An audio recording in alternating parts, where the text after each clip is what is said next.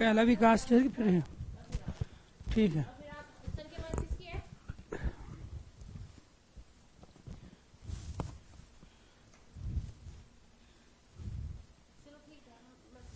क्या है? विकास सर की होगी, अरुण सर की होगी, आपके बाद है फिर दोबारा।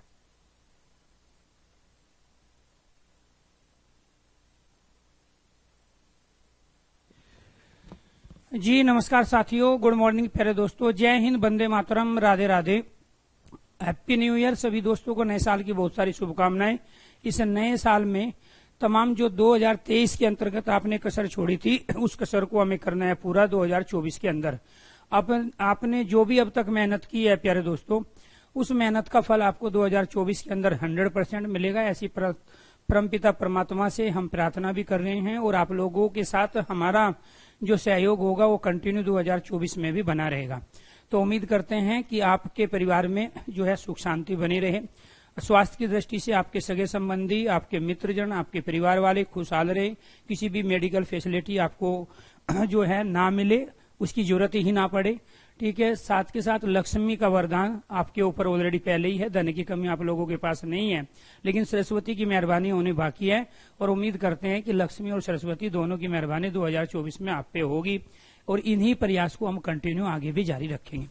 आज ये हिंदी की क्लास है, इससे पहले आपकी जीएस की क्लास हुई और जीएस की क्लास के साथ साथ अभी अरुण सर ने रीजनिंग की क्लास ली। तमाम तरह की जो उलझने थी उसको हमने सुलझाने की कोशिश की है और आगे भी आपको ध्यान रखना है। यूपी पुलिस कांस्टेबल के रिगार्डिंग आज से हमारी ये पहली क्लास चल रही है शौर्य बैच के अंतर्गत। हम फरवरी में जो 18 फरवरी को पेपर है उसमें अपना सिलेबस पूरा कंप्लीट कर लेंगे लाइव के साथ, लेकिन फिर भी आपको रिकॉर्डिंग क्लास भी दी गई है। अगर जिस बच्चे के पास टाइम है तो रिकॉर्डिंग जो आपके पास क्लासे है उससे भी वो कंटिन्यू 2-2, 3-3 लेक्चर एक दिन में एक सब्जेक्ट के वो जरूर सुनता रहे, ताकि वहां जो भी आपको डाउट्स बने वो लाइव क्लास में आप उन सारे डाउट्स को क्लियर कर ले। प्यारे दोस्तों, ये यूपी पुलिस का एक आपको ध्यान रखना है, मैं क्वेश्चन पेपर लेके आया हूं।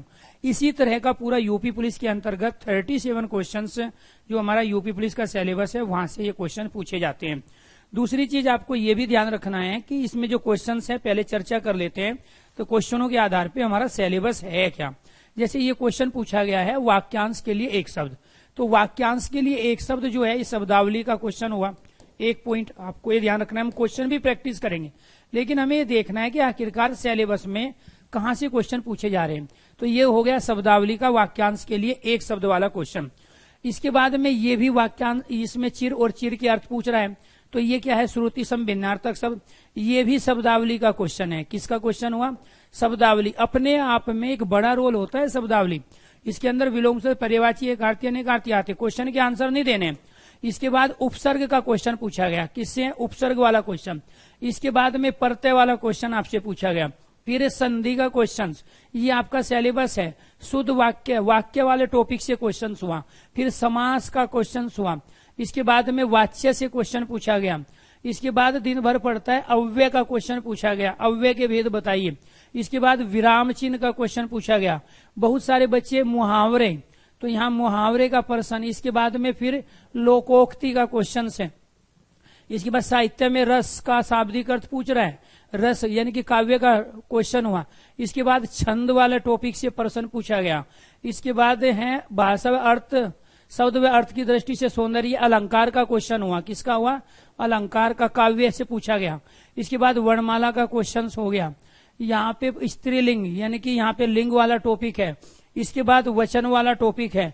इसके साथ उसने टेढ़ी चाल चली में कारक, कारक से क्वेश्चन पूछा गया। इसके बाद सर्वनाम से क्वेश्चन आया, विशेषण से क्वेश्चन आया, यानी कि कोई भी टॉपिक यहाँ छोड़ नहीं रहा है। क्रिया से क्वेश्चन पूछा गया। इसके बाद काल का क्वेश्चन आ गया। इसके बाद यहाँ पर कारक के 2 क्वेश्चन हो गए आपके। इसके बाद पुरलिंग के यानी कि यहाँ लिंग के 2 क्वेश्चन हो गए अब तक। तत्सम तद्भव से क्वेश्चन पूछ लिया गया।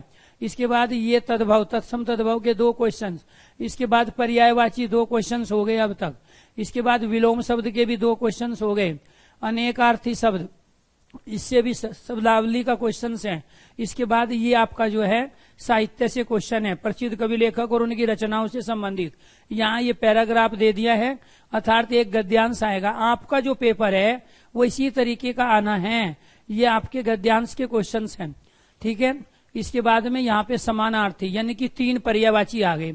इसके बाद में रीति काल के कवि। तो कुल मिला के बात यह है 37 क्वेश्चन आपके आने हैं। उन 37 क्वेश्चनों में यहाँ पर प्यारे दोस्तों अब तक जो हमने देखा है मोटा मोटा एक क्या मिला हमें, इसके अंतर्गत एक तो आया है आपका गद्यांश। क्या आया है आपका? गद्यांश आया है, यानी कि जिसको अनुच्छेद कहते हैं, उस गद्यांश के 5 क्वेश्चन हैं। इसके बाद में फिर काव्य है।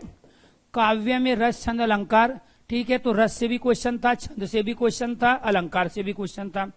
इसके बाद बात करते हैं शब्दावली की। किसकी बात करते हैं? साहित्य की बात कर लेते हैं। साहित्य में कुछ नहीं पूछा, कवि लेखक और उनकी रचनाएं पूछा है। केवल क्या पूछा है? कवि लेखक व रचनाएं। तो आपको पूरा ज्यादा साहित्य ज्यादा गहराई से नहीं पढ़ना है, क्योंकि आप यूपी पुलिस कांस्टेबल का पेपर दे रहे हो।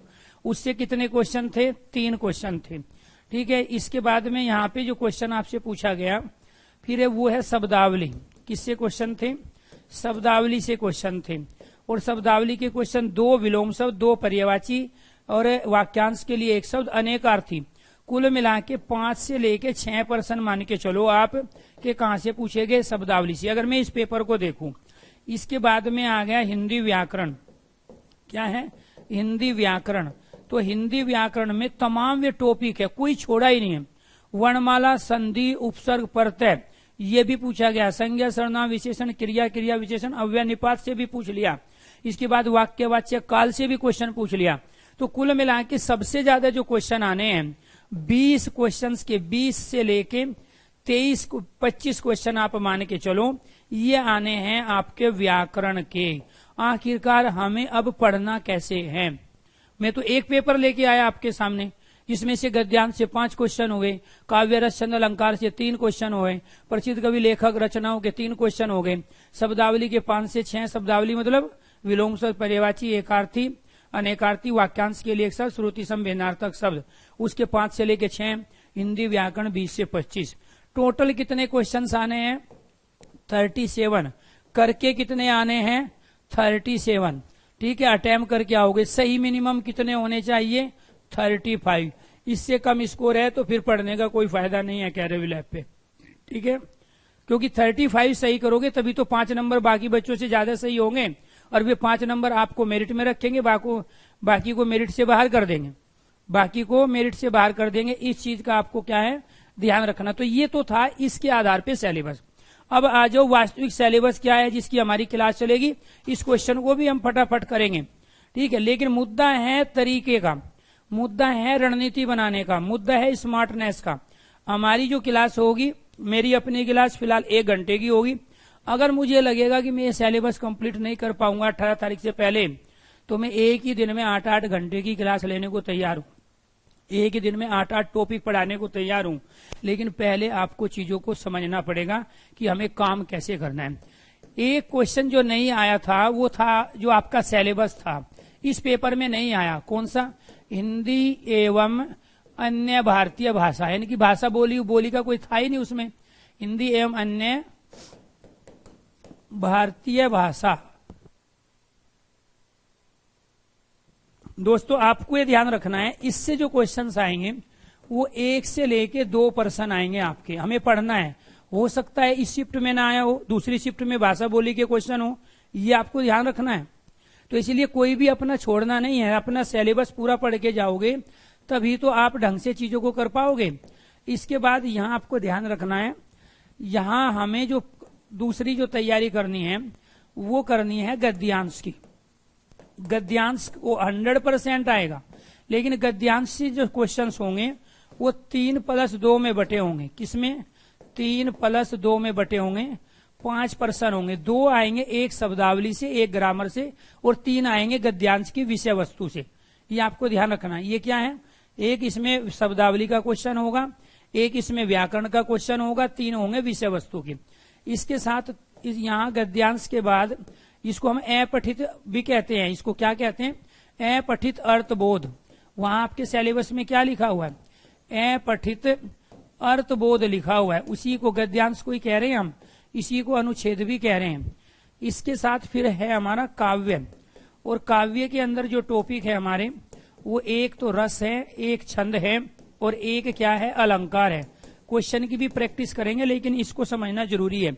मिनिमम 3 मैक्सिमम 5 प्रश्न आएंगे रस छंद अलंकार से, ये ध्यान रखना। इस पेपर में भी जो आपको पेपर दिखाया गया, जो कि यूपी पुलिस कांस्टेबल का पेपर है, जिससे हमने अपने सिलेबस को समझने की कोशिश की, उसमें भी 3 क्वेश्चन थे, एक अलंकार, एक रस, और एक क्वेश्चन किसका था, छंद का क्वेश्चन था। इसके बाद बात करते हैं यहाँ शब्दावली की। किसकी बात करते हैं, शब्दावली। इस शब्दावली के अंदर जो हमें टॉपिक पढ़ने हैं वो कौन कौन से टॉपिक हैं, विलोम शब्द हैं, पर्यायवाची हैं, जिसपे सबसे ज्यादा जोर देना है, इसके साथ अनेक आर्थी है, अनेक आर्थी। इसके बाद श्रुति सम भिन्नार्थक शब्द, क्या है, श्रुत सम भिन्नार्थक, श्रुत सम भिन्नार्थक शब्द। और इसके बाद वाक्यांश के लिए एक शब्द, तो यहां मैं एक आर्थी भी लिख लेता हूं, वाक्यांश। वाक्यांश के लिए एक शब्द। और इसके जो क्वेश्चंस आने हैं वो आएंगे मिनिमम 5 मैक्सिमम 7 प्रश्न अकेले 37 में से इस शब्दावली के आने हैं। इसके बाद बात करते हैं सामान्य, यहाँ पे हिंदी व्याकरण। हिंदी व्याकरण के बहुत सारे टॉपिक हैं, ठीक है, और उस बहुत सारे टॉपिक में से हिंदी व्याकरण के का जो रोल रहने वाला है वो रोल रहेगा आपका मिनिमम 20 मैक्सिमम 25 क्वेश्चंस आपकी शिफ्ट में, चाहे पेपर एक ही दिन हो, एक ही शिफ्ट में हो या अलग में हो, 20 से 25 क्वेश्चन हिंदी व्याकरण। इसके बाद लास्ट में एक और आपकी चीज बच गई, और वो लास्ट की चीज बची आपकी 6 नंबर पे हिंदी विविध। क्या है, हिंदी विविध का कोई भी क्वेश्चंस इस वाले पेपर में नहीं था, जो पेपर मैंने अभी आपको दिखाया। और इससे जो प्रश्न की संख्या पूछी जाएगी वो प्रश्न होंगे आपके 2 से लेके यहाँ पे 4 प्रश्न होंगे आपके हिंदी विविध के। और इस हिंदी विविध में क्या आता है, हिंदी में प्रथम स्थान, हिंदी की पत्र पत्रिकाएं, हिंदी के प्रसिद्ध पुरस्कार सम्मान, उस तरह के प्रश्न है। जबकि यहाँ पूछा नहीं गया, जो पेपर था उसमें पुरस्कार का प्रश्न नहीं था, पत्रिका का प्रश्न नहीं था, हिंदी में प्रथम स्थान भी नहीं था, उसमें केवल प्रसिद्ध कवि लेखक उनकी रचनाओं के 2 प्रश्न थे। इसलिए उसको इतनी ज्यादा गहराई में नहीं ले जाना है कि आप पूरा साहित्य ही पढ़ दो, आदिकाल, भक्तिकाल, रीतिकाल, उससे डरना नहीं है आपको। तो इनका जो रोल रहना है, अगर मैं हिंदी विविध और इसकी बात करूं हिंदी साहित्य की, वो प्यार दोस्तों 2 से 4 क्वेश्चन का ही रहना है, उससे ज्यादा नहीं आएंगे। अब कर लेते हैं पहले हम क्वेश्चन, फिर पढ़ेंगे हम टॉपिक। तो फटाफट उससे सिलेबस की समझ भी हो गई, कहां से कितने क्वेश्चन आने हैं। ये क्या है, ये आपका पाठ्यक्रम है, ये क्या है आपका हिंदी का पाठ्यक्रम है ये। और इस पाठ्यक्रम से कितने क्वेश्चन आने हैं आपके 37। नेगेटिव मार्किंग है, लेकिन फिर भी आपको सारे अटेम्प्ट करके आने हैं, कोई भी छोड़ना नहीं है। छोड़ोगे तो आप जीएस में और मैथ में छोड़ोगे, बाकी रीजनिंग हिंदी में नेगेटिव मार्किंग के चलते कोई भी क्वेश्चन आप नहीं छोड़ोगे, ठीक है। चलो जी, क्वेश्चन नंबर 1 पे आते हैं और लॉजिकली समझते हैं। इस तरीके का ये पेपर आएगा। उम्मीद करता हूं कि आप ट्रेनिंग के दौरान ऐसे करते हुए फोटो आप जरूर भेजोगे 2024 में। अपराध बोध से होने वाली ग्लानि वाक्यांश के लिए एक शब्द के लिए बताइए क्या है, लज्जा कहलाएगा। निंदा है तो राइट आंसर क्या हो गया आपका, आत्मग्लानि। क्या है आपका राइट आंसर, आत्मग्लानि। क्वेश्चन नंबर 1 राइट आंसर हो गया सी। चिर और चिर के फायदा क्या है इसका प्रैक्टिस करने का, एक तो सिलेबस की समझ हुई, पता चला पहले से कितने तैयार हैं, और ये पता चल रहा है किस टॉपिक के क्वेश्चन गलत कर पा रहे हैं। जिस टॉपिक के क्वेश्चन गलत कर पा रहे हैं उसको ढंग से पढ़ना है, तरीके से पढ़ना है, ठीक है, शॉर्ट ट्रिक से भी। चिर, तो चिर क्या है अपने आप में यहाँ प्यारे दोस्तों, तो ये क्वेश्चन किसका था, ये क्वेश्चन है आपका शब्दावली का। टॉपिक भी देखते जाना जहां जहां से ये प्रश्न पूछे गए। तो चिर क्या है अपने आप में यहाँ पर, जैसे यहाँ हमने प्रयोग किया चिर रतन, ठीक है, एक होता है चिर, ठीक है, चिरकाल भी कहते हैं हम, चिरकाल, ठीक है, और एक होता है चिर रतन, चिर,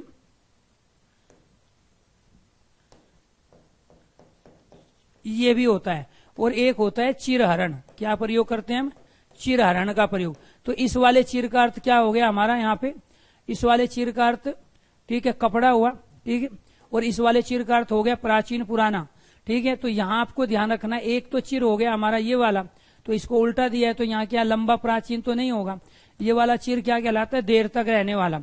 और ये चिरहरण क्या होता है, कपड़ा वस्त्र। तो यहाँ तो वस्त्र दिया है, ये हो गया पुराना और ये हो गया वस्त्र, राइट आंसर हो गया आपका यहाँ दूसरे का डी। इसके बाद सम उपसर्ग से बना शब्द बताइए क्या है। तो यहाँ पर जो पहले में दिया गया है जो अनुस्वार आया है तो वो किस में आया है, से के ऊपर, ये मैं के स्थान पे आया सम और योग। तो इसका मतलब सम उपसर्ग किस में लगा है, तीसरे के पहले में लगा है। क्यों, क्योंकि इसमें तो सु है, कर्म मूल शब्द है, इसमें सम है, ये उपसर्ग नहीं है, ये शब्द है, और इसमें यहाँ प्यारे दोस्तों कोई उपसर्ग नहीं है, निपात है। तो आपको ये ध्यान रखना पड़ेगा जो हमारे अनुनासिक वर्ण होते हैं, ये हम अनुनासिक वर्ण होते हैं हमारे ये वाले 5। इन 5 वर्णों में एक खासियत है, एक तो ये आपस में परिवर्तित हो जाते हैं, बदल जाते हैं, और एक इनके स्थान पे क्या आता है, अनुस्वार। तो यहाँ जो अनुस्वार आया है, जैसे फॉर एग्जाम्पल अगर मैं इसको ले लूं और मैं आपको दिखाऊं कि गंगा में जो हमने अनुस्वार लगाया है वो इसी के स्थान पे लगाया है। हम जो पतंजलि में हम प्रयोग करते हैं, पतंजलि में, तो पतंजलि में जो ये अनुस्वार आया वो इसके स्थान पे है। हम पंडित में जो प्रयोग करते हैं अनुस्वार, तो पंडित में जो अनुस्वार आया वो इसके स्थान पे है। और ये सारे क्या होते हैं, हमारे आधे होते हैं, ये क्या है, आधे। तो आधे वर्ण के स्थान पर आएगा। इसके बाद संजय में जो अनुस्वार आया है वो यहाँ पर न के स्थान पे आया है। ऐसे ही हम यहाँ स्वयं में जो अनुस्वार प्रयोग किया हमने वो यहाँ क्या है, इसकी शुद्ध वर्तनी तब सही होगी जब ये लिखा होगा। तो स्वयं में जो आया, अब इन्हीं को हम कैसे लिख सकते हैं, देखो इस कंडीशन को सीखना आएगा ये क्वेश्चन। तो यहाँ इस गंगा को अनुस्वार ना देखें, अगर मैं यहाँ इस रूप में लिख लूं तो आपको ये ध्यान रखना है कि ये भी गंगा ही कहलाएगा। पतंजलि को अगर मैं इस रूप में लिख लूं तो ये भी पतंजलि ही है। पंडित जी को अगर मैं इस रूप में लिख लूं तो ये भी पंडित ही कहलाएगा। और लेकिन संजय को नहीं लिख सकता, संजय को आधान है, उच्चारण तो वही करूंगा मैं, लेकिन ऐसे लिख नहीं सकता। और स्वयं को अगर मैं ऐसे लिख लूं तो ये भी अपने आप में स्वयं ही है, लेकिन शुद्ध वर्तनी यही मानी जाएगी। शुद्ध वर्तनी इन सब शब्दों की यही मानी जाएगी। ऑप्शन में ये भी दिया है, ये भी, तो ये वाला संजय सही होगा। तो इसीलिए इसमें क्या हो गया, सम और योग से मिलकर क्या बना, संयोग। तो क्वेश्चन नंबर 3 का राइट आंसर हो गया ए। रंगीला शब्द में प्रत्यय बताइए। क्वेश्चन किसका है हमारा, ये प्रत्यय का क्वेश्चन है। मूल शब्द निकाल लो। प्रत्यय क्या है, प्रत्यय है एक शब्दांश जो लगता है शब्द के अंत में। तो आपको क्या करना पड़ेगा, शब्द के अंत में जो चीज लगी उससे पहले आप आगे वाला निकालो। आगे वाला क्या है, इसमें रंग। अब रंग में ईला बच गया। ऐसा शब्दांश जिसका खुद का कोई अर्थ ना हो प्रत्यय कहलाता है। तो इसीलिए इसमें क्या हो गया, राइट आंसर हो गया आपका यहाँ पर डी। क्वेश्चन नंबर 4 का राइट आंसर। बड़े वाला ई है ना, तो ये बी कैसे हो जाएगा। तो जब बड़ा ई इसमें रंग निकाला तो ईला, तो ये रंग में ईला लगा के रंगीला बना। तो प्रत्यय का कोई मीनिंग नहीं होना चाहिए। सूर्योदय, यहाँ पे एक शब्द हमारा सूर्य है। शब्द को ऐसी जगह से अलग करो जहां उसका मीनिंग हो जाए दोनों का। इस सूर्य में से हमने क्या लिया, ए लिया। इधर इसमें से हमने ऊ लिया। ए और ऊ मिलके क्या बन गया, औ। तो जहां ए और ऊ मिलके औ बनता हो, अर्थात शब्द के बीचों बीच एक मात्रा आती हो, तो वो गुण संधि का उदाहरण है।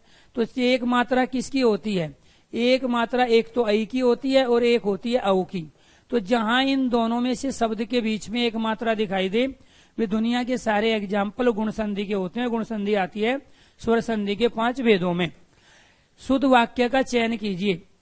उसका शिमला जाना है तो ये गलत सर्वनाम का प्रयोग हुआ। उसने शिमला जाना है, गलत सर्वनाम का प्रयोग हुआ। उससे शिमला जाना है, ये भी गलत है। उसे शिमला जाना है, राइट आंसर हो गया आपका शुद्ध वाक्य। यानी कि जो क्रिया प्रयोग की है उसके अनुसार ही यहाँ पे सर्वनाम का प्रयोग होगा, क्योंकि सेंटेंस में जिसकी प्रधानता होती है वो क्रिया से सीधा जुड़ा होता है, और क्रिया के अनुसार ही उसका लिंग वचन फिक्स होता है, या आप ये कहो उसके अनुसार ही क्रिया फिक्स होती है। तो इसलिए ये बाकी सर्वनाम की वजह से गलत थे, ठीक है। और ये अपने आप में सर्वनाम का उचित प्रयोग हुआ, इसलिए ये क्या कहलाया, शुद्ध वाक्य। सज्जन शब्द में समास बताइए। सज्जन जो बना है ये सत और जन से मिलके बना है। तो यहाँ ये सत का अर्थ होता है श्रेष्ठ, इसका अर्थ क्या होता है, श्रेष्ठ। जन का अर्थ होता है लोग, जो श्रेष्ठ लोग है। तो ये श्रेष्ठ क्या कहलाया, ये कहलाया आपका विशेषण। ये क्या कहलाया, विशेषण। और ये क्या कहलाया, ये विशेष्य। क्यों, जितनी भी संज्ञाएं होती है उन्हीं को हम विशेष्य कहते हैं, जिनकी विशेषता बताई जाती है। तो ये हो गया विशेषण विशेष्य। और विशेषण विशेष्य समास कहलाता है कर्मधारीय समास। कर्मधारीय समास का नाम क्या है, विशेषण विशेष्य समास, राइट आंसर हो गया आपका यहाँ पर ए। अब आप ये कहोगे सर जी ये जय ये कैसे आया, तो रूल है यदि तय के बाद में जय आता है तो इस वाले तय का भी परिवर्तन जय में ही हो जाता है। इस वाले तय का भी परिवर्तन किस में हो जाएगा, जय में हो जाएगा। यकीन नहीं आया तो यहां पे देखो, यहां शब्द आ गया हमारा उज्ज्वल शब्द। क्या आ गया, उज्ज्वल। उज्ज्वल की शुद्ध वर्तनी ये है, तो यहां पर हम इसको क्या करेंगे, इसको हमने संधि विच्छेद कर दिया उत और जवल के रूप में। तो तय के बाद में क्या आ गया, तय के बाद में आ गया आधा जय। जब तय के बाद में जय आएगा तो ये वाला जो तय है ये भी किस में बदल जाएगा, आधे जय में। आधा है तो आधे में बदलेगा।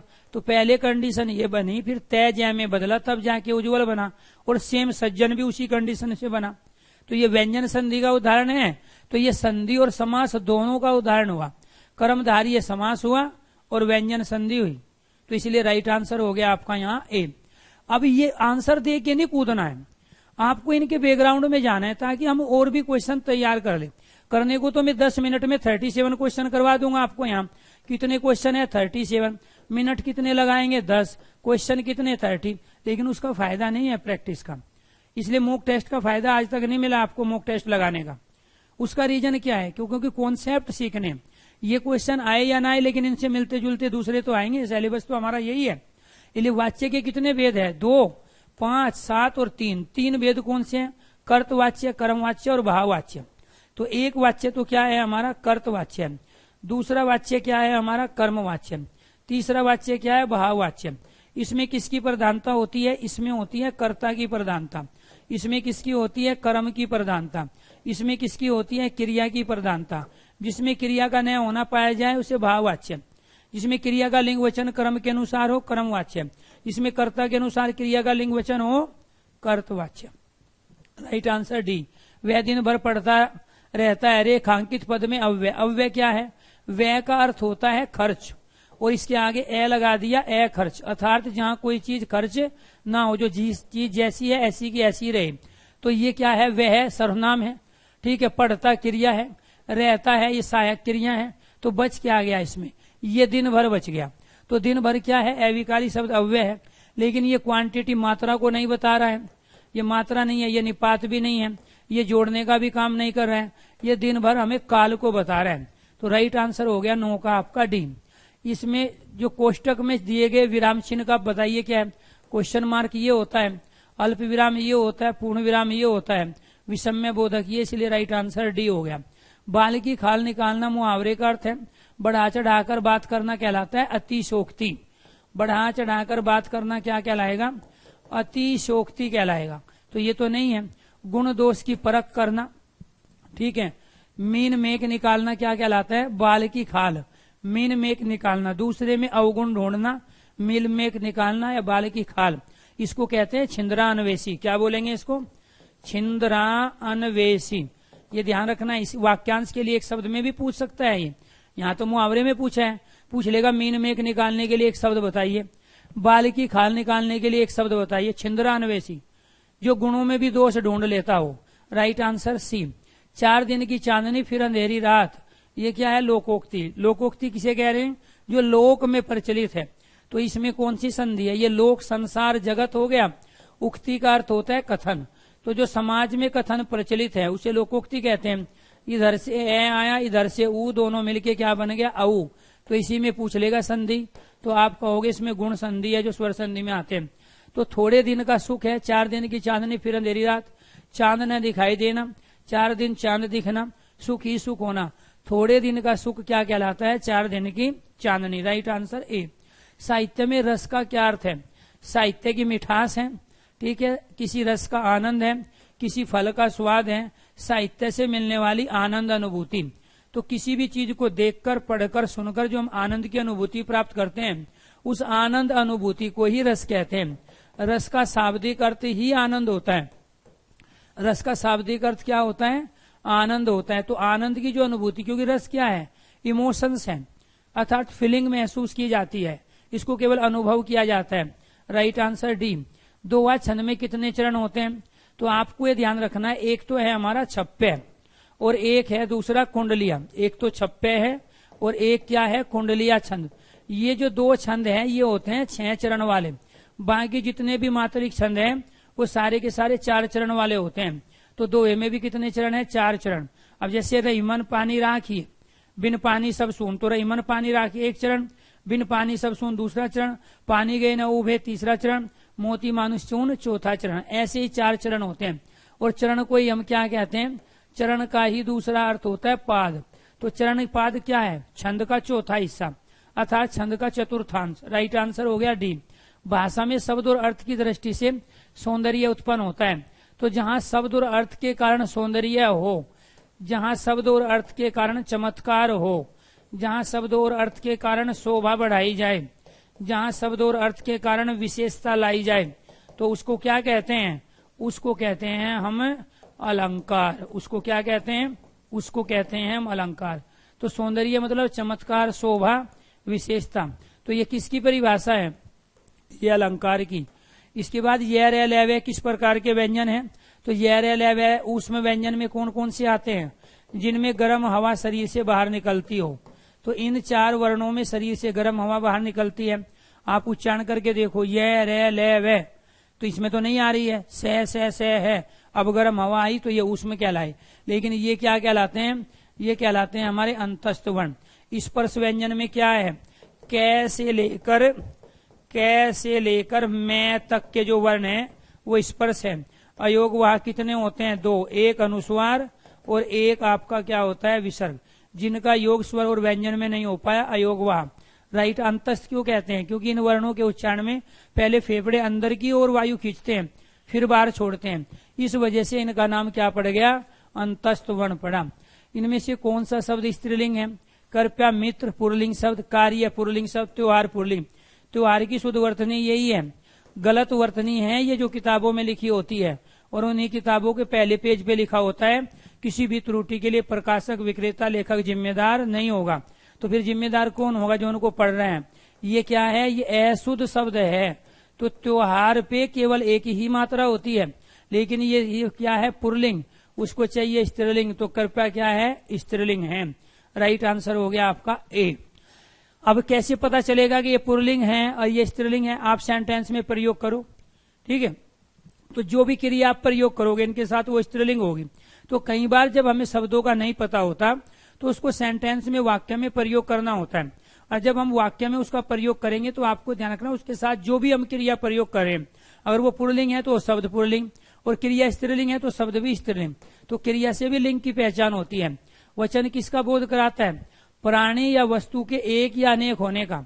कितने वचन होते हैं हिंदी में? 2 वचन। एक व्यक्ति वस्तु के लिए 1 वचन, 2 या 2 से अधिक के लिए इसका प्रयोग करते हैं बहुवचन का। जबकि संस्कृत में 3 वचन होते हैं।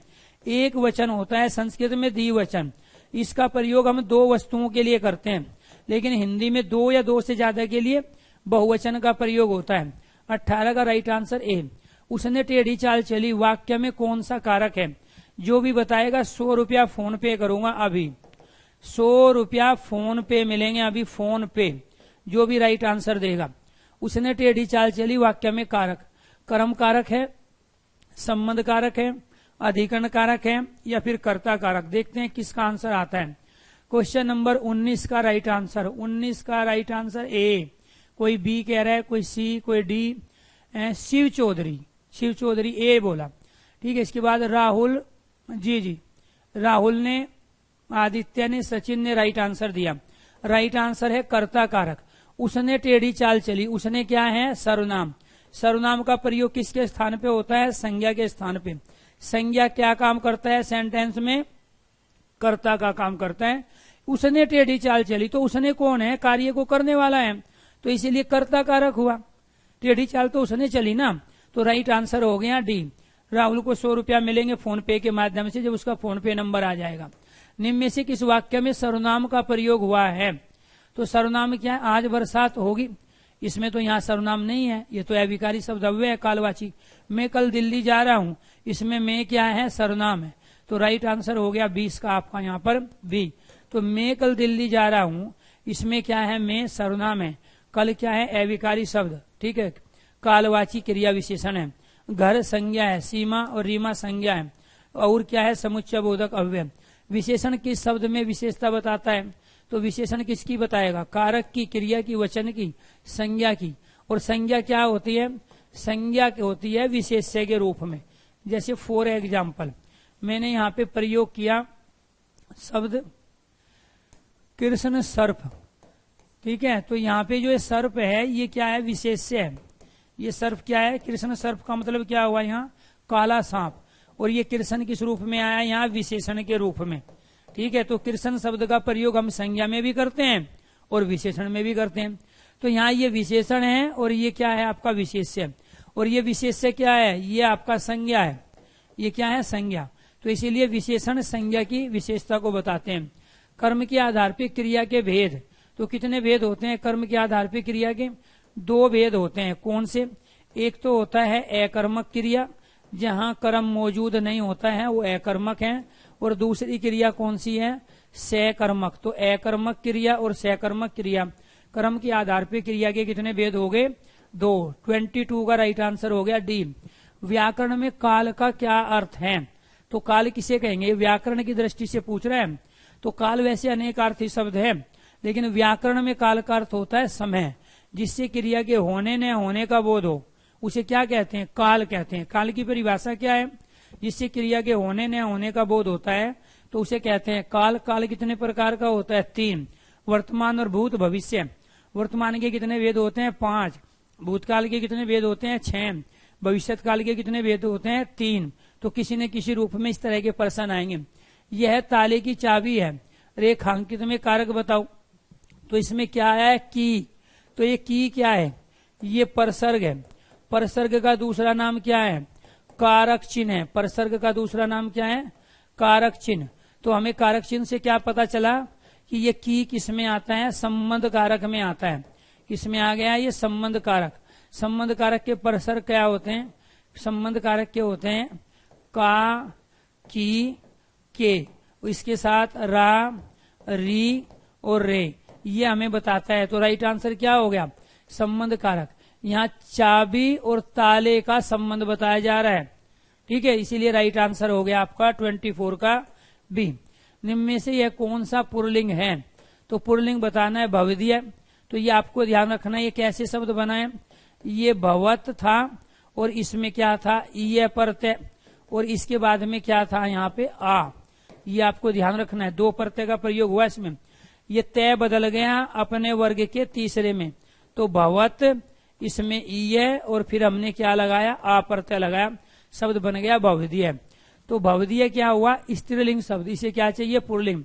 डिबिया क्या है? स्त्रीलिंग। साध्वी क्या है? स्त्रीलिंग। संचालक, किसी चीज का संचालन करने वाला, तो ये अपने आप में है पुरुष जाति का पुल्लिंग, ठीक है। इसके बाद निम्न में से तत्सम शब्द बताना है। तो शोक तत्सम शब्द नहीं है, तो इस नहीं को अंडरलाइन करो। जब भी क्वेश्चंस के अंदर न ना नहीं दे तो उसको अंडरलाइन करके ही आपको आंसर देना है, या फिर उसको सर्कल कर लो। तो ये शोक तत्सम शब्द है। क्यों? क्योंकि इसमें सह आया है। जिन शब्दों में ये तालव्य सह, जिसको सलजम वाला सह कहते हैं, ये आएगा, वो सारे के सारे शब्द दुनिया के क्या होंगे? संस्कृत के शब्द तत्सम। जहां भी ये तैरने वाला, ये नीचे जो री लगा होता है, इसका प्रयोग हम इस रूप में करते हैं। इसका प्रयोग जहां भी होगा वो भी दुनिया के सारे शब्द तत्सम होते हैं। इसके साथ जहां ये अनुस्वार का प्रयोग हो या फिर आधे व्यंजन का प्रयोग हो, वे दुनिया के सारे शब्द क्या है? तत्सम है। और जो सरल सुगम आसान शब्द होते हैं तो वो कहलाते हैं तद्भव शब्द। क्या कहलाते हैं? वो हमारे वो तद्भव शब्द कहलाते हैं। तो राइट आंसर क्या होगा? यहाँ परख तद्भव है। क्यों? कैसे पहचाना हमने? ख से पहचाना। हिंदी का कोई भी शब्द अगर उसमें ख है तो वो तद्भव शब्द होगा, तो वो क्या कहलाएगा? वो तद्भव शब्द कहलाएगा, अर्थात हिंदी का कहलाएगा। कोई भी दुनिया का शब्द ले आओ आप जो देवनागरी लिपि में लिखा है, अगर उसमें ख वर्ण का प्रयोग है तो तत्सम है, और ख के स्थान पे अगर उसमें ये प्रयोग हो गया तो तत्सम। जैसे क्षेत्र क्या है? तत्सम। और खेत क्या हो गया? तद्भव हो गया। बात समझ में आई? ये दुनिया का पंख शब्द है, पंख अनुस्वार लगा है लेकिन फिर भी ख की वजह से ये तद्भव हो गया। तो आपको ये ध्यान रखना है कि यहाँ पर इसके अंदर हमें ये पता चला कि ये तत्सम है और इस ख की वजह से हमें पता चला कि ये तद्भव है। ऐसे ही जब भी प्यारे दोस्तों यहाँ शब्द आ गया आपका ये वाला ससुर, और इसी से हमने क्या शब्द बनाया है, ससुर बनाया है। तो जब भी ये वाला से आता है तो आंखें बंद करके वो शब्द क्या होगा, तत्सम होगा, और इसके स्थान पे अगर ये आ जाए तो वो क्या होगा, तद्भव। तो ये दो हमें बता रहे हैं कि तत्सम शब्द, और ये दो वर्ण हमें बता रहे हैं कि तद्भव, यानी कि वर्णों से भी हम तत्सम और तद्भव को पहचान सकते हैं। ठीक है, तो राइट आंसर हो गया आपका डी। जो भी बच्चे बाद में लाए हुए हैं सभी दोस्तों को हैप्पी न्यू ईयर, नए साल की बहुत सारी शुभकामनाएं। उम्मीद करते हैं लक्ष्मी और सरस्वती की मेहरबानी दोनों की एक साथ 2024 में आपके परिवार, आपके सगे संबंधी, आपके मित्र और आपके चाहने वाले और आप पे मेहरबानी होगी। ठीक है, तो तद्भव शब्द बताना है क्या है, तो इसमें आग शब्द, जीव और घर, ठीक है, हिंदी के शब्द, ये संयुक्त व्यंजन है, तत्सम हो गया। इसके बाद आपको ध्यान रखना ये तो नहीं हुआ क्योंकि इसको तद्भव चाहिए। इसके अंदर फिर यहाँ आधा व्यंजन आ गया, ये भी तत्सम हो गया, ये भी नहीं है। इसमें तैरने वाला रह आ गया, आधा व्यंजन आ गया, ये भी नहीं होगा, ये तत्सम है। अब देखो ये बरखा आ गया ना, इसमें ख आया है ना, तो ये जो बरखा वाला है ये तद्भव है। ठीक है, इसमें आपको ध्यान रखना ये आग, जीव और घर ये सारे के सारे क्या तद्भव, लेकिन इसमें एक तत्सम आ गया था, बाकी दोनों के दोनों तद्भव थे। ठीक है, रात इसमें तद्भव है, बरखा तद्भव है, ये दोनों के दोनों तत्सम है। तो तत्सम शब्द हो गए दुर्लभ, पुष्प, सत्य, पत्र। ठीक है, इसलिए तीन नहीं हो गए, इसमें तीनों के तीनों क्या है, अग्नि से क्या बनता है, आग बनता है, वो बना लिया जी, ये तत्सम हो गया तद्भव। जीवा से क्या बनता है, जीवा से बनता है जीव, जीवा तत्सम, ये क्या हो गया, और इसमें ग्रह से क्या बनता है, घर। अब आप इसको कैसे पहचानोगे, आप ये कहोगे इसमें आधा व्यंजन आया है इसलिए तत्सम है, इसमें भी आधा व्यंजन आया तत्सम है, इसमें ये वाला री आया तत्सम है। तो इस तरीके से आपको तत्सम तद्भव की पहचान करनी है। दिए गए विकल्पों में से कौन सा विकल्प दूध का पर्यायवाची नहीं है, दूध का पर्यायवाची नहीं है, तो दूध तद्भव है और दुग्ध उसका तत्सम है, तो ये तो पर्यायवाची हो गया। ठीक है जी, दुग्ध। पेय कहते हैं पीने वाली जो चीज है, पेय पदार्थ को, तो जो पेय पदार्थ है उसी से पेय से बनता है पेय, तो पेय पदार्थ मतलब क्या होगा, पीने वाला। तो दूध को खाया नहीं जाता, दूध को पिया जाता है। जब दूध को पिया जाता है तो पेय भी क्या कहलाएगा। ऐसे ही गो रस, गो गाय, गाय का जो रस है अर्थात दूध, तो ये भी क्या है आपका दूध का। लेकिन ये जो अभिय नहीं है, ये अमीय है। ठीक है, ये क्या है, अमीय। ठीक है, तो ये अमीय अमृत को कहते हैं, ये आपको ध्यान रखना है। ठीक है, तो आपको ये ध्यान रखना है कि ये अपने आप में यहाँ पर इसका दूध का पर्यायवाची नहीं है। सापेक्ष का सही विलोम शब्द बताना क्या है, तो सापेक्ष में स के स्थान पे हमने निर कर देंगे, निर आपको ध्यान रखना है प्रयोग। तो सापेक्ष का क्या हो जाएगा, निरपेक्ष। परोक्ष का हो जाएगा प्रत्यक्ष, प्रतिपक्ष का हो जाएगा पक्ष। क्लियर, राइट आंसर 29 का ए। अंक शब्द के अनेकार्थी शब्द समूह बताइए, शब्दावली का है। अंक किसके कहते हैं, अंग को कहेंगे, गोदी को कहेंगे, ये तो बात ठीक है। तो यहाँ हम किसे कह रहे हैं, गोदी को तो कहते हैं अंक। अंक किसे कहते हैं, ये वाला जो है गोदी को कहते हैं, इस नहीं कहते, गोद को कहते हैं, संख्या को कहते हैं। अंक जो है अपने आप में यहाँ पे अध्याय को कहते हैं, तो अध्याय है संख्या है और गोद हो गई।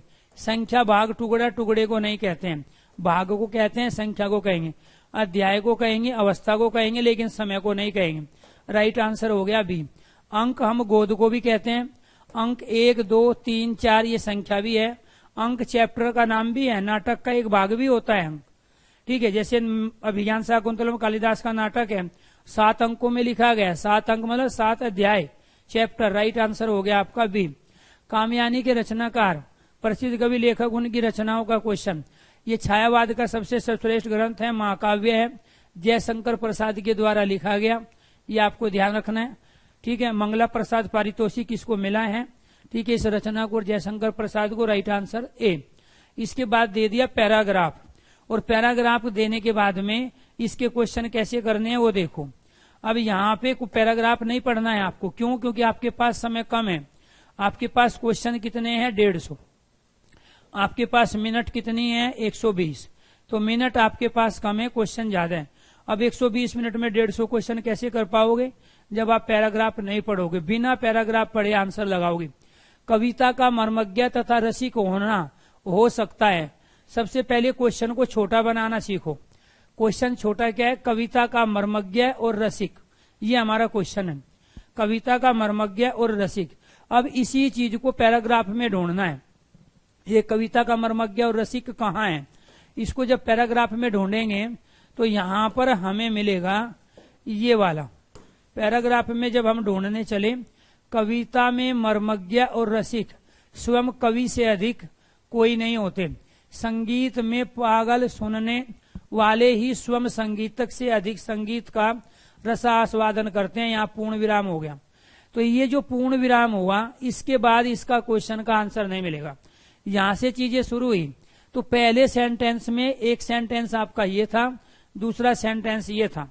पहले क्वेश्चन का आंसर मिल गया हमें पढ़ने से। जो कविता के मर्म को समझकर उसके रस में डूब जाए, उसी को तो रस आस्वादन कहते हैं। इसलिए राइट आंसर हो गया आपका 32 का है। जो कविता सुनता हो, जो कविता सुनकर दाद देता हो, जो रस पान करता हो, तो रस के पान से तो नहीं। मर्मज्ञ रसिक कौन है? जो कविता से आनंद ले रहा है। तो राइट आंसर हो गया क्वेश्चन नंबर 32 का ए। अच्छा गुरु अपने शिष्य में देखता है। तो अच्छा गुरु अपने शिष्य में क्या देखता है? अब यहाँ अच्छा गुरु हमारा क्वेश्चन है। अच्छा गुरु शिष्य, तो अच्छा गुरु शिष्य को देखो पैराग्राफ में कहाँ आया है? अच्छा गुरु। उत्तम गुरु में जाति मात्र नहीं रहती, ठीक है। तो भक्ति श्रद्धा की कीमत है, ये रहा। ये क्या कह रहा है? अच्छा गुरु यानी कि उत्तम गुरु। यहां से हमारी चीजें शुरू हुई। उत्तम गुरु जाति मात्र भी नहीं रहती है। और फिर यहाँ कह रहा है कि कितने ही मुसलमान पहलवानों के हिंदू रहे और हिंदू संगीतकारों के मुसलमान शिष्य रहे।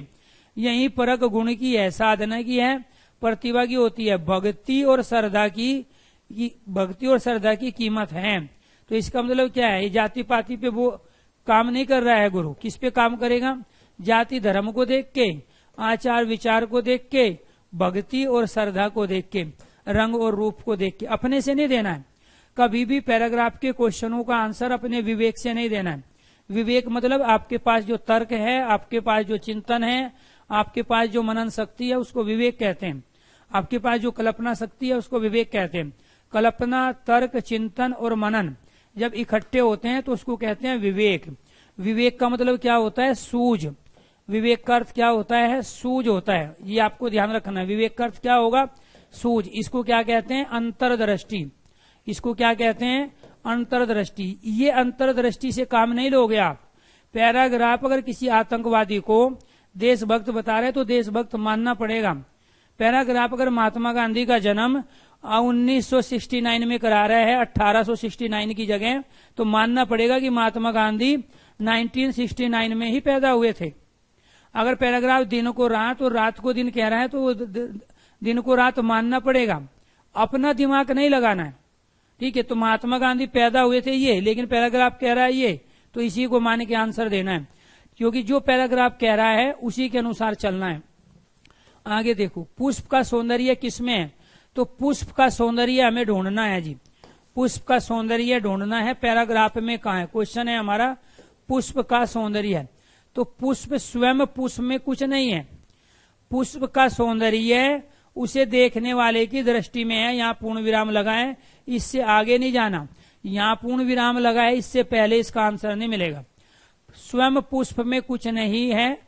पुष्प का सौंदर्य उसे देखने वाले की दृष्टि में है। तो राइट आंसर क्या हो गया?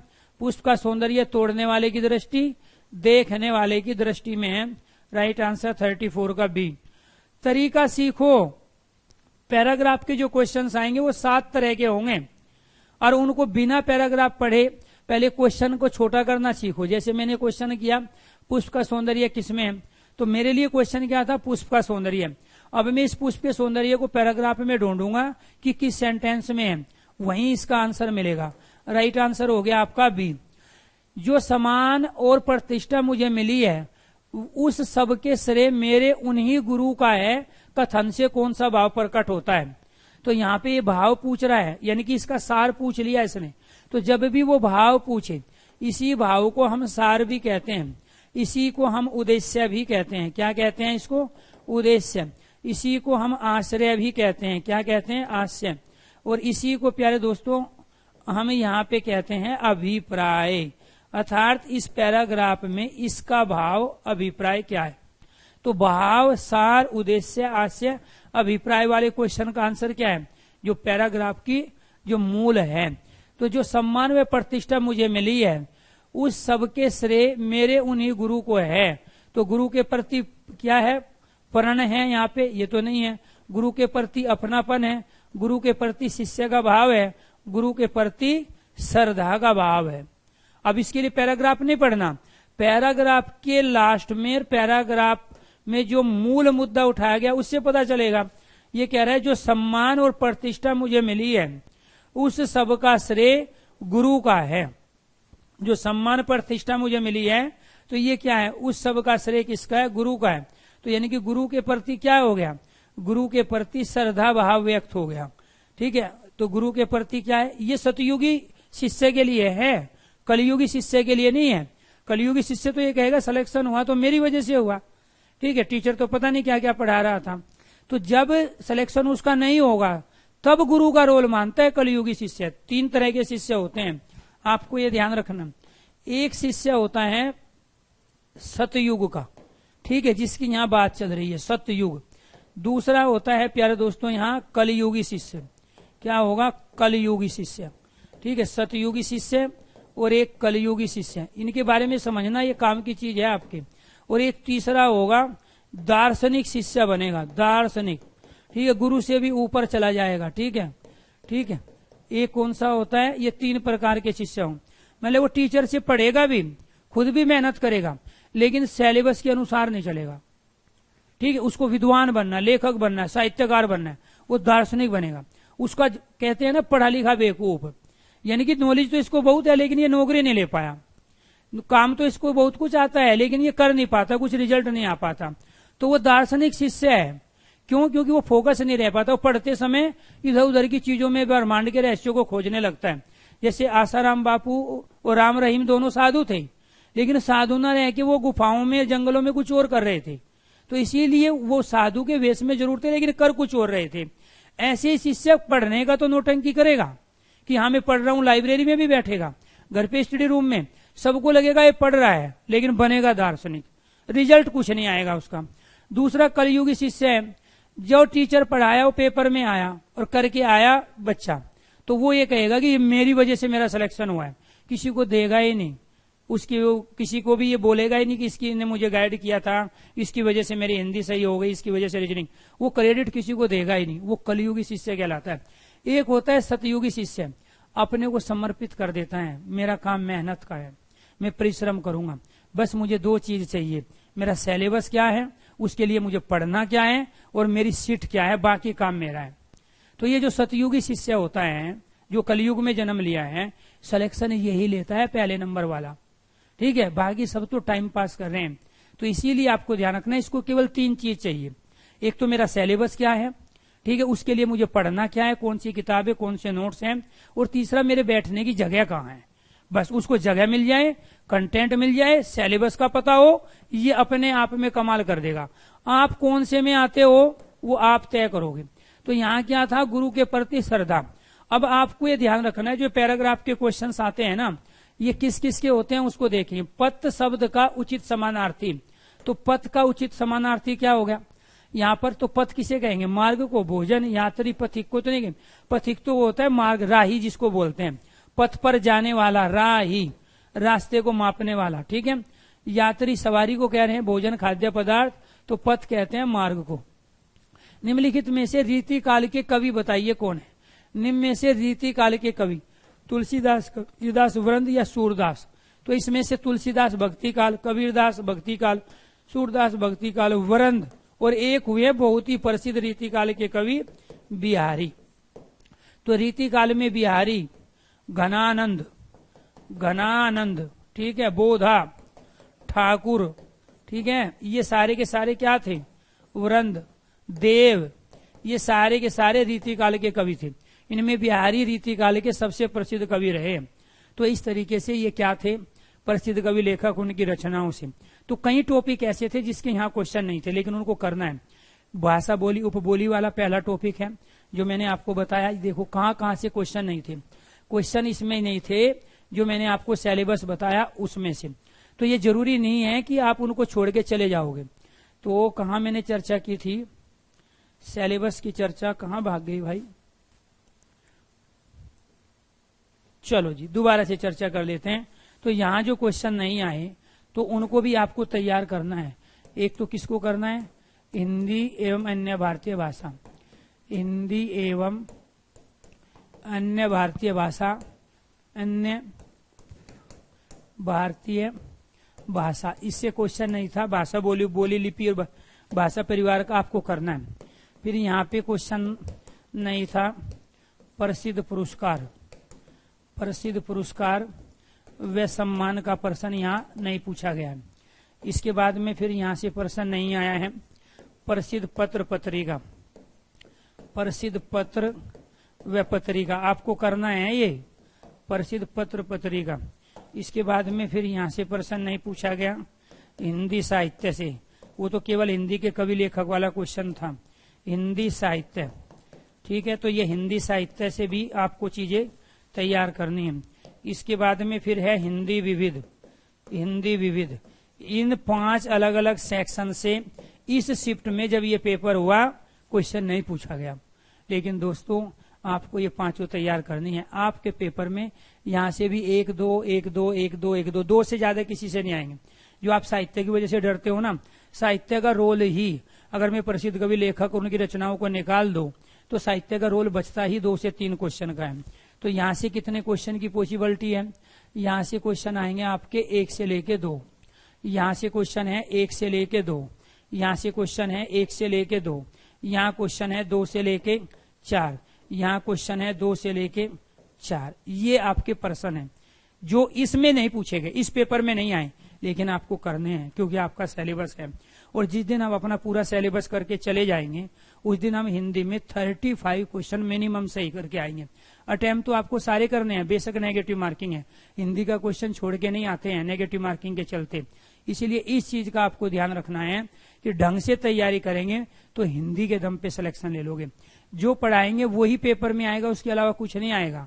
लेकिन आए हुए जो 5-6 क्वेश्चन आप गलत करते हो उसकी वजह से आपका सिलेक्शन नहीं होता। जिन क्वेश्चनों को बाकी बच्चे सही करके आ रहे हैं और आपके हो गए वो गलत, उन्हीं की वजह से आप मार खाते हो। ऐसी गलती नहीं करनी है।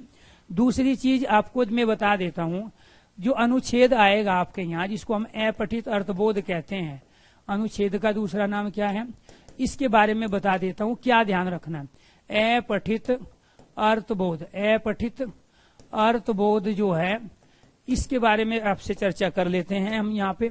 तो इसमें एक तो क्वेश्चन होता है आपका तिथि का क्वेश्चन। किसका क्वेश्चन होता है, तिथि का, यानी कि जिसको हम तारीख कहते हैं, दिनांक कहते हैं। कोई दिनांक पूछा जा सकता है, इसको हम आंकड़े भी कह सकते हैं। कोई आंकड़े आए, डिजिट जिसको हम कहते हैं, इसका प्रश्न होता है आंकड़े वाला प्रश्न, आंकड़े वाला प्रश्न। इसकी संख्या 1 ही होगी। ठीक है, इन क्वेश्चनों को कैसे करना है वो भी मैं बताऊंगा। एक पूछा जाता है शीर्षक टाइटल वाला प्रश्न कि इसका शीर्षक क्या है। एक प्रश्न आपको ये ध्यान रखना है, पूछा जाएगा आपसे कि इसका सार बताओ, इसका उद्देश्य बताओ। जो अभी पूछा गया था वो क्या पूछ रहा था आपसे, भाव पूछ रहा था। वो पूरे पैराग्राफ का भाव हमें बताना था। उसी को हम क्या कहते हैं, अभिप्राय भी कहते हैं। उसी को हम क्या कहते हैं, अभिप्राय। और उसी को क्या कहते हैं हम, आशय। कई बार इसी आशय वाला क्वेश्चन अंडरलाइन करके दे देता है, पंक्ति को अंडरलाइन कर लेगा, ये पूछेगा आपसे। इसके बाद में किस शब्द का प्रयोग हुआ है, किसका नहीं हुआ है, किस शब्द का प्रयोग नहीं हुआ है, किसमें, अनुच्छेद में। इस तरह का प्रश्न बनता है। ठीक है, शीर्षक, सार वाला, तिथि दिनांक वाला क्वेश्चन। इसके बाद में फिर क्वेश्चन आपसे पूछे जाएगा यहाँ पे हिंदी व्याकरण का, पैराग्राफ के आधार पर ही हिंदी व्याकरण का कोई दे देगा, उपसर्ग प्रत्यय संधि समास का। इसके बाद में शब्दावली, विलोम शब्द और पर्यायवाची का देगा। ठीक है, विलोम शब्द और पर्यायवाची। और 7 नंबर पे आएगा जो कथा दी है उसकी घटना पे आधारित, यानी कि विषय वस्तु वाले प्रश्न है। पैराग्राफ में जो विषय वस्तु है उससे संबंधित प्रश्न ज्यादा होते हैं। पैराग्राफ में जो घटना है, पैराग्राफ में जो प्रसंग है, पैराग्राफ में जो कहानी है, उन कहानी से संबंधित, कहानी से प्रश्न। और इनकी संख्या ज्यादा होगी। मान के चलो कहीं 7 क्वेश्चन पैराग्राफ के पूछे, तो उसमें से एक क्वेश्चन आपका इसका होगा, एक क्वेश्चन आपका टाइटल का, कभी 2 नहीं होंगे, एक ही क्वेश्चन इसका होता है, एक ही क्वेश्चन ये होगा। हिंदी व्याकरण के 1 से लेके 2 प्रश्न, शब्दावली के 1 से लेके 2 प्रश्न और बाकी 3 से लेके 5 प्रश्न आपके होते हैं। ये वो तो क्वेश्चन की संख्या के ऊपर डिपेंड करता है। कुल मिला के पैराग्राफ के जो क्वेश्चन आएंगे वो सबसे ज्यादा पैराग्राफ की विषय वस्तु से पूछे जाएंगे इस नंबर से, और बाकी सबके एक एक, इनके 2, ये 2 मैक्सिमम। अब उन 2 में क्या होगा, एक वो विलोम शब्द को पूछ लेगा आपसे और दूसरा पूछ लेगा पर्यायवाची। और कई बार विलोम शब्द पर्यायवाची ना देके श्रुति सम भिन्नार्थक शब्द वाक्यांश के लिए एक शब्द भी दे देगा जो पैराग्राफ में आए। इन क्वेश्चनों का आंसर जो 7 नंबर पे है, आपको पैराग्राफ की पूरी स्टोरी नहीं पढ़नी है, पूरा पैराग्राफ नहीं पढ़ना है। आपको केवल वहां पर जो क्वेश्चंस के अंदर शब्द दिए गए हैं उन शब्दों को पैराग्राफ के सेंटेंस में ढूंढ के उसका आंसर देना है। अगर आप पढ़ोगे तो समय बर्बाद होगा। शब्दावली वाले क्वेश्चन का पैराग्राफ से कोई लेना देना नहीं होता है, तो विलोम शब्द पर्यायवाची वाले जो क्वेश्चन है आप डायरेक्ट उनका आंसर करो। हिंदी व्याकरण में या तो उपसर्ग प्रत्यय का क्वेश्चन होगा, संधि समास का होगा, संज्ञा सर्वनाम विशेषण क्रिया अव्यय और निपात, इसके अलावा और किसी का नहीं होगा। तो ज्यादातर जब भी यहाँ पे जो गद्यांश दिया होता है, अनुच्छेद होता है, व्याकरण का क्वेश्चन पूछता है तो वो उपसर्ग प्रत्यय, संधि समास, संज्ञा सर्वनाम विशेषण क्रिया अव्यय निपात, उसका भी पैराग्राफ से कोई लेना देना नहीं होता है। बिना पैराग्राफ पढ़े ही आपको इन दोनों के आंसर देने। किस शब्द का प्रयोग नहीं हुआ है, ऐसे क्वेश्चन को करते समय केवल आपको इस बात का ध्यान रखना है कि किसका प्रयोग हुआ है। तो जिनका 3 का प्रयोग है उन्हें देखो पैराग्राफ में, बाकी जो बच गया उसका आंसर। सार उद्देश्य वाले में पैराग्राफ का सार बताना होता है। पैराग्राफ का सार कहाँ पता चलेगा, पैराग्राफ के स्टार्टिंग में नहीं, पैराग्राफ के लास्ट में। तो इस क्वेश्चन का आंसर हमेशा पैराग्राफ के लास्ट के 2 सेंटेंसों में होता है। उस 2-3 सेंटेंस को पढ़ो लास्ट के, अपने आप भाव अभिप्राय का पता चल जाएगा। या फिर वो जिस भी पंक्ति को अंडरलाइन किया है वो पंक्ति किस संदर्भ में कही गई है उसके आधार पर आपको उसका आशय बताना होता है। टाइटल वाले क्वेश्चन का आंसर पैराग्राफ के स्टार्टिंग के 2 सेंटेंस और लास्ट के 2 सेंटेंस में मिलता है। उसके लिए पूरा पैराग्राफ नहीं पढ़ना होता है, स्टार्टिंग के 2 सेंटेंस और लास्ट के 2 सेंटेंस में ही आपको ध्यान रखना है पैराग्राफ के क्वेश्चन का आंसर। तिथि जो भी पैराग्राफ में आंकड़े दिए गए हैं, तिथि दिनांक दिए हैं, केवल वो 2 या 3 जगह होगी। पूरा पैराग्राफ नहीं पढ़े, केवल डिजिट को आपको देखना है, उसी के आधार पे आप आंसर करोगे। ये था आपका अनुच्छेद। तो कुल मिला के ये है कि मैंने एक तो अनुच्छेद 5 से 7 क्वेश्चन की तैयारी कराई, पूरा सिलेबस आपको क्लियर करा दिया, प्रीवियस क्वेश्चन पेपर दिखा दिया, क्वेश्चन का लेवल क्या है, आपका सिलेबस क्या है। 1 घंटे की क्लास में अगर कोई टीचर इतना काम कर ले, अंदाजा लगाइए कि जब वो आने वाले समय में 40 क्लास लेगा, उस पूरे 40 क्लास में वो आपके उस सिलेबस को 1 नहीं बल्कि 2 बार कर देगा। तो इसीलिए कैरियरविल पर पढ़ाने वाले तमाम जो टीचर हैं वो फोकस ज्यादा करते हैं सिलेबस पे, और यही रीजन है कि बच्चों का जो सबसे ज्यादा सिलेक्शन कैरियरविल ऐप से हो रहा है उसका रीजन है कि बच्चे 100% अपना सिलेबस कवर करके जाते हैं।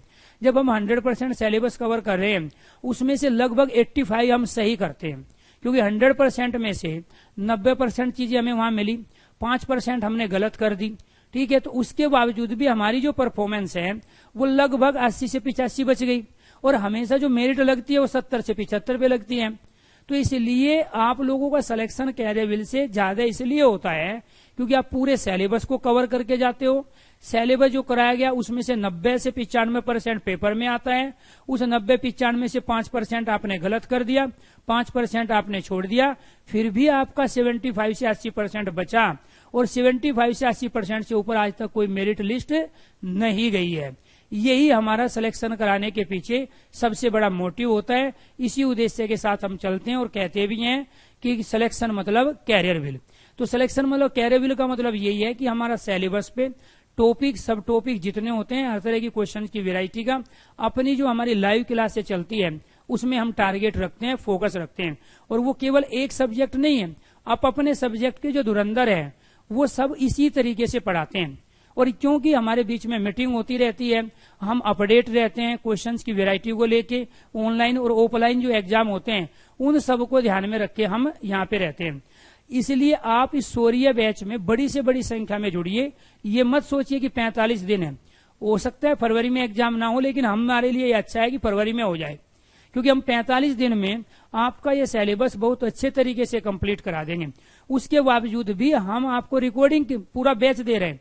हर सब्जेक्ट के आपके 75 प्लस 75 रिकॉर्डिंग लेक्चर आपको मिल रहे हैं।